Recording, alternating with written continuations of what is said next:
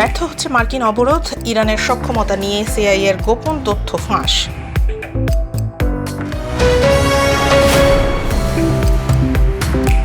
ইউরোপে নতুন অভিবাসন আইন, 12 জুন থেকে কঠোর হচ্ছে সীমান্ত ও আশ্রয় নীতি।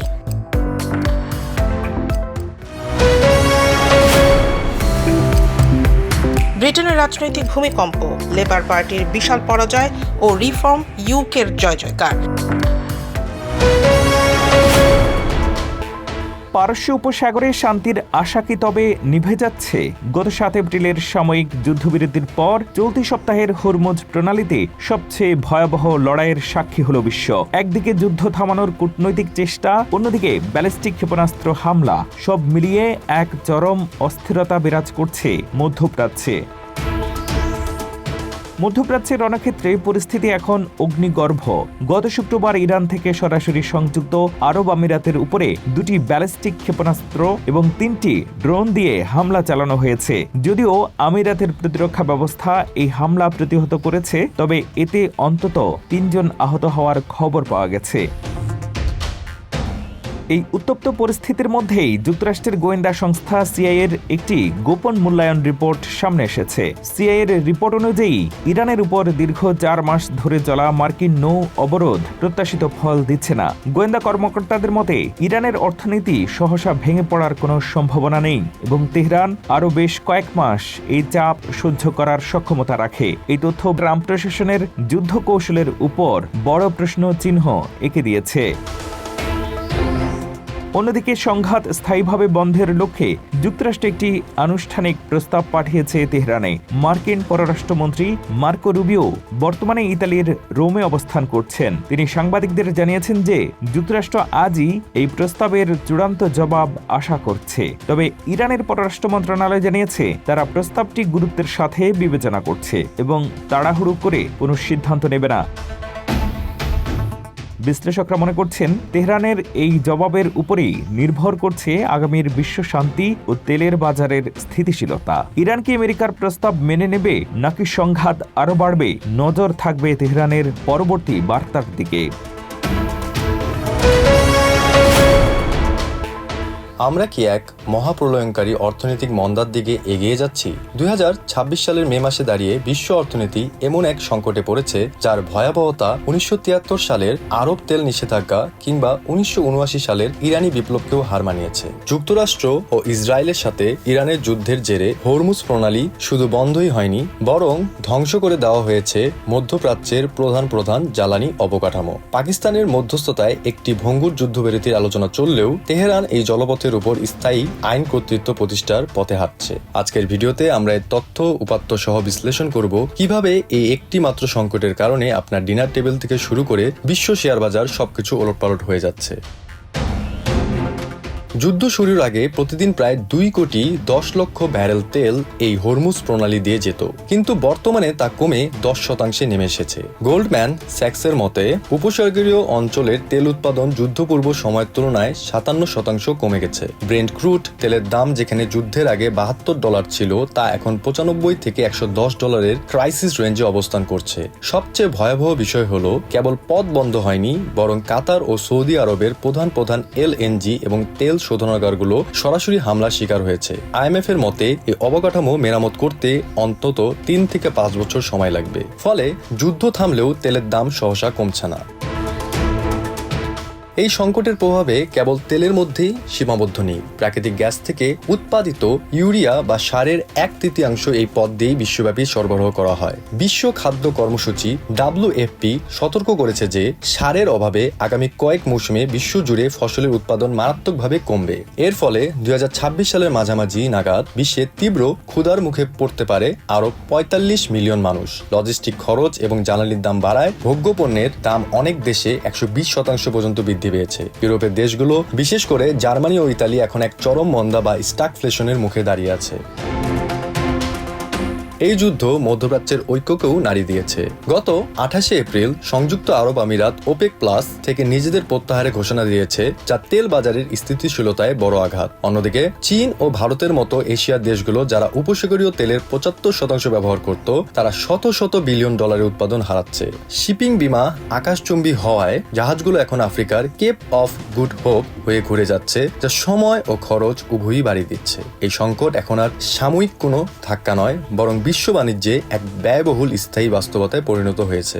জ্বালানির এই অগ্নিমূল্য কি আমাদের জীবনযাত্রাকে চিরতরে বদলে দেবে? আপনার এলাকায় তেলের দামের প্রভাব কেমন দেখছেন? আমাদের কমেন্টে জানান।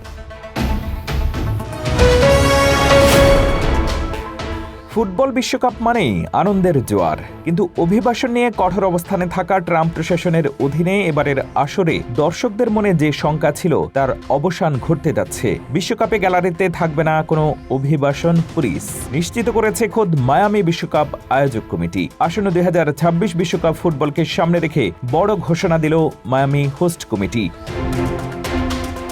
কমিটির কো-চেয়ার রডনি ব্যারেটো জানিয়েছেন, স্টেডিয়ামের ভিতরে ইমিগ্রেশন অ্যান্ড কাস্টমস এনফোর্সমেন্ট বা আইসের কোনো অভিযান চালানো হবে না। মার্কিন পররাষ্ট্রমন্ত্রী মার্কো রুবিওর সাথে আলোচনার পর এই সিদ্ধান্ত নেওয়া হয়েছে। রডনি ব্যারেটো জোর দিয়ে বলেন, এটি একটি ফুটবল মহোৎসব, কোনো ধরপাকড়ের জায়গা নয়। প্রেসিডেন্ট ট্রাম্পের দ্বিতীয় মেয়াদে অভিবাসীদের বিরুদ্ধে কড়াকড়ি বাড়লেও বিশ্বকাপের মতো মেগা ইভেন্টকে এর বাইরে রাখার সিদ্ধান্ত নেওয়া হয়েছে। দর্শকদের সহজ যাতায়াত নিশ্চিত করতে পাসপোর্ট এবং ভিসা প্রক্রিয়া দ্রুত করার দায়িত্ব নিয়েছে ফেডারেল সরকার। বিশেষ করে 2024 সালে কোপা আমেরিকা ফাইনালে দর্শকদের বিশৃঙ্খলার অভিজ্ঞতার পর এবার স্টেডিয়ামের চারদিকে কয়েক স্তরের নিরাপত্তা বলয় বা পেরিমিটার তৈরি করা হবে। টিকিট ছাড়া কাউকেই স্টেডিয়ামের ত্রিসীমানায় ঘেঁষতে দেওয়া হবে না। রডনি ব্যারেটো আরও জানান, যুক্তরাষ্ট্র এমন একজন প্রেসিডেন্ট পেয়েছে যিনি খেলাধুলা পছন্দ করেন এবং শহরগুলোর নিরাপত্তা নিশ্চিতে প্রয়োজনীয় অর্থ বরাদ্দ দিয়েছেন। ফলে অভিবাসীদের মনে শঙ্কা থাকলেও বিশ্বকাপের গ্যালারি তাদের জন্য নিরাপদ থাকবে বলেই আশা করা হচ্ছে। উন্নত জীবনের আশায় বুক বেঁধে অজানার উদ্দেশ্যে পাড়ি জমানো হাজার হাজার মানুষের স্বপ্ন এখন সলিল সমাধি হচ্ছে গভীর সমুদ্রে। 2025 সালের বৈশ্বিক অভিবাসন রুটের সাম্প্রতিক চিত্র বলছে, সীমান্তে কড়াকড়ি বাড়লেও কমছে না প্রাণের ঝুঁকি, বরং আগের তুলনায় সমুদ্র পথগুলো এখন আরও বেশি মরণ ফাঁদে পরিণত হয়েছে। আন্তর্জাতিক অভিবাসন সংস্থা বা IOM এর সাম্প্রতিক রিপোর্ট অনুসারে অভিবাসীদের জন্য বিশ্বের সবচেয়ে বিপজ্জনক পথ হয়ে দাঁড়িয়েছে ভূমধ্যসাগর। গত এক বছরে ইতালি ও মাল্টা রুটে অনুপ্রবেশের সংখ্যা স্থিতিশীল থাকলেও আশঙ্কাজনকভাবে বেড়েছে মৃত্যুর হার। বিশেষ করে পূর্ব ভূমধ্যসাগরীয় রুটে অনুপ্রবেশ 30% কমলেও নিখোঁজ বা মৃতের সংখ্যা গত বছরের তুলনায় প্রায় দ্বিগুণ হয়েছে। বিশেষজ্ঞরা বলছেন, সীমান্ত নিয়ন্ত্রণ যত কঠোর হচ্ছে, পাচারকারীরা ততই দীর্ঘ আর দুর্গম পথ বেছে নিচ্ছে, ফলে ঝুঁকি বাড়ছে বহুগুণ। এদিকে সুদান পরিস্থিতি এই সংকটকে নতুন করে উস্কে দিয়েছে। সেখানে 1.5 বছরের বেশি সময় ধরে চলা যুদ্ধের প্রভাবে প্রায় 1,15,00,000 মানুষ ঘরবাড়ি হারিয়েছেন, যাদের একটি বড় অংশ এখন লিবিয়া বা তিউনিসিয়ার উপকূল হয়ে ইউরোপের পথে পা বাড়াচ্ছে। এছাড়া এশিয়া এবং প্রশান্ত মহাসাগরীয় অঞ্চল থেকেও অবৈধ পথে অভিবাসনের প্রবণতা বাড়ছে। বর্তমানে প্রতি 3 জন অবৈধ অভিবাসীর মধ্যে একজনই আসছেন এই অঞ্চল থেকে। জলবায়ু পরিবর্তন, খরা এবং বেকারত্বের চাপে তরুণরা যখন বৈধ পথের দিশা পায় না, তখনই তারা পা বাড়ায় এই মৃত্যুর মিছিলে। বর্তমানে নিউ ইয়র্কে অনুষ্ঠিত আন্তর্জাতিক সম্মেলন নিরাপদ অভিবাসন পথ তৈরির উপর জোর দেওয়া হলেও বাস্তবে সমুদ্রের বুকে ঝরে যাওয়া প্রাণগুলোর সংখ্যা প্রতিনিয়ত বেড়েই চলেছে। নিরাপদ ও নিয়মিত অভিবাসন নিশ্চিত করা এখন কেবল রাজনৈতিক নয়, একটি বড় মানবিক চ্যালেঞ্জ হয়ে দাঁড়িয়েছে।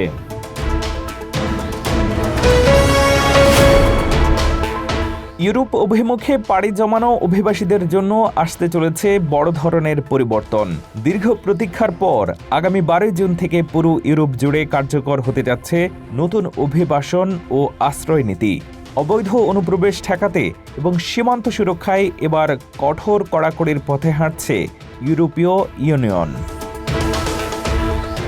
ইউরোপীয় কমিশনের সর্বশেষ রিপোর্ট অনুযায়ী ইইউ সদস্য দেশগুলোর নতুন এই প্যাক্ট বাস্তবায়নের চূড়ান্ত প্রস্তুতি সম্পন্ন করেছে। 2024 সালে গৃহীত এই চুক্তির মূল লক্ষ্য হল ইউরোপের বহিঃসীমান্ত সুরক্ষিত করা এবং সদস্য দেশগুলোর মধ্যে দায়িত্বের ভারসাম্য বজায় রাখা। নতুন আইনের আওতায় ইউরোপে প্রবেশকারী প্রত্যেক অভিবাসীকে বাধ্যতামূলক স্ক্রিনিং এবং বায়োমেট্রিক পরীক্ষার মধ্য দিয়ে যেতে হবে। বিশেষ করে যারা আশ্রয়ের অযোগ্য বলে বিবেচিত হবেন তাদের আবেদন দ্রুততম সময়ে বাতিল করে নিজ দেশে ফেরত পাঠানোর প্রক্রিয়া আরও সহজ করা হয়েছে। এই মহাপরিকল্পনা বাস্তবায়ন কমিশন প্রায় 3 বিলিয়ন ইউরো বরাদ্দ দিয়েছে। নতুন ইউরোড্যাক সিস্টেমে অভিবাসীদের আঙ্গুলের ছাপ ও বায়োমেট্রিক তথ্য সংরক্ষিত থাকবে, যা অবৈধভাবে এক দেশ থেকে অন্য দেশে চলাচলের বন্ধে কার্যকর ভূমিকা রাখবে।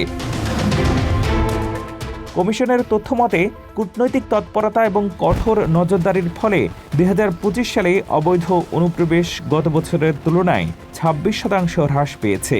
ফ্রন্টেক্স এবং ইউরোপোলের মতো সংস্থাগুলো এখন সরাসরি সীমান্ত ব্যবস্থাপনায় অংশ নিচ্ছে। বিশ্লেষকরা মনে করছেন 12 জুন থেকে এই আইন পুরোপুরি কার্যকর হলে অভিবাসীদের জন্য ইউরোপে প্রবেশ এবং সেখানে থিতু হওয়া অনেক বেশি চ্যালেঞ্জিং হয়ে পড়বে। তবে অভিবাসীদের মৌলিক মানবাধিকার রক্ষায় একটি স্বাধীন পর্যবেক্ষণ সংস্থাও সক্রিয় থাকবে। ইউরোপের এই নতুন পদক্ষেপ বিশ্বজুড়ে অভিবাসন প্রত্যাশীদের উপরে কী প্রভাব ফেলে এখন সেটি দেখার বিষয়। হজ ও ওমরা পালনকারীদের জন্য সেবার মান আরও সহজতর ও আধুনিক করতে বড় পদক্ষেপ নিয়েছে সৌদি আরব। বিশ্বের বিভিন্ন প্রান্ত থেকে আসা পুণ্যার্থীদের জন্য 11টি ভাষায় একটি সমন্বিত ও সার্বক্ষণিক হটলাইন নম্বর চালু করেছে দেশটির হজ ও ওমরা মন্ত্রণালয়। এখন থেকে 1966 নম্বরে কল করে দিনরাত যে কোনো সময় প্রয়োজনীয় তথ্য ও সহায়তা পাবেন হজ যাত্রীরা। গালফ নিউজের বরাত দিয়ে মন্ত্রণালয় জানিয়েছে, এই ইউনিফাইড কন্ট্যাক্ট সেন্টারের মাধ্যমে হাজিরা কেবল তথ্যই জানতে পারবেন না, বরং যে কোনো জরুরি প্রয়োজনে সহায়তা চাইতে এবং সেবা সংক্রান্ত অভিযোগও জানাতে পারবেন। ভাষাগত দূরত্ব ঘুচিয়ে দ্রুত সেবা নিশ্চিত করতে এতে 11টি ভাষার দক্ষ কর্মী রাখা হয়েছে। মন্ত্রণালয় আরও জানায়, আধুনিক প্রযুক্তি নির্ভর এই কল সেন্টারে প্রশিক্ষিত কর্মীরা নিয়োজিত রয়েছেন। উন্নত কল ম্যানেজমেন্ট সিস্টেমের মাধ্যমে আসা প্রতিটি ফোন কল এবং অভিযোগ অত্যন্ত গুরুত্বের সাথে পর্যবেক্ষণ করা হবে। সংশ্লিষ্ট বিভিন্ন সংস্থার সাথে সমন্বয় করে দ্রুততম সময়ে সমস্যার কার্যকর সমাধান নিশ্চিত করাই এই উদ্যোগের মূল লক্ষ্য। প্রযুক্তিগত এই আধুনিক অবকাঠামো কর্মদক্ষতা বৃদ্ধির পাশাপাশি সঠিক ও নির্ভুল সেবা প্রদানে সহায়ক হবে। বিশেষ করে দক্ষতা অনুযায়ী কল বন্টন ব্যবস্থা থাকায় হজ যাত্রীদের দীর্ঘ সময় অপেক্ষায় থাকতে হবে না। মূলত আল্লাহর মেহমানদের নিরাপদ ও নির্বিঘ্ন ভ্রমণ নিশ্চিত করতেই সৌদি সরকারের এই বিশেষ সেবা। হজ ও ওমরা পালনকারীরা এই সেবার মাধ্যমে এখন থেকে আরও নিশ্চিন্তে তাদের ইবাদত সম্পন্ন করতে পারবেন বলে আশা করেছে সংশ্লিষ্ট কর্তৃপক্ষ।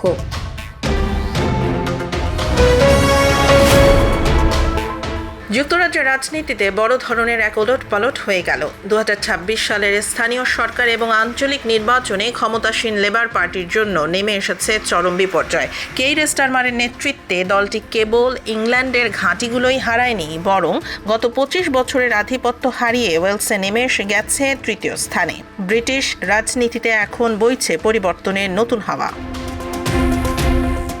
গার্ডিয়ানের নির্বাচনী বিশ্লেষণ বলছে, ব্রিটিশ রাজনীতি এখন আর কেবল লেবার বনাম কনজারভেটিভ লড়াইয়ে সীমাবদ্ধ নেই। নাইজেল ফারাজের রিফর্ম ইউকে এবং গ্রিন পার্টির উত্থানে লেবার পার্টি এখন দিশেহারা। ইংল্যান্ডের 31টি কাউন্সিলে দলটি ইতিহাসের সর্বনিম্ন আসন পেয়েছে। বিশেষ করে উত্তর ইংল্যান্ডের শিল্পাঞ্চল হার্টপুল, সান্ডারল্যান্ড এবং গেটস হেড এখন রিফর্ম ইউকের দখলে। লন্ডনে হেভারিংয়েরও প্রথমবারের মতো জয় পেয়েছে রিফর্ম ইউকে। সবচেয়ে বড় ধাক্কা এসেছে ওয়েলস থেকে। 1999 সালে ওয়েলস পার্লামেন্ট বা সেনেট গঠিত হবার পর এই প্রথম ক্ষমতা হারালো লেবার পার্টি। সেখানে প্লেট কামরি একক বৃহত্তম দল হিসেবে আবির্ভূত হয়েছে। এমনকি ভোটের হিসেবে লেবার পার্টিকে টপকে দ্বিতীয় স্থানে চলে এসেছে রিফর্ম ইউকে। স্কটল্যান্ডেও পুনরুত্থানের স্বপ্ন ফিকে হয়েছে লেবারদের। জন সুইনির নেতৃত্বাধীন এসএনপি নিজেদের অবস্থান ধরে রেখেছে, আর গ্রিন পার্টি এডিনবরা ও গ্লাসগোর মতো গুরুত্বপূর্ণ আসনে থাবা বসিয়েছে। এই বিপর্যয়কে বেদনাদায়ক বলে অভিহিত করেছেন প্রধানমন্ত্রী কেইর স্টারমার।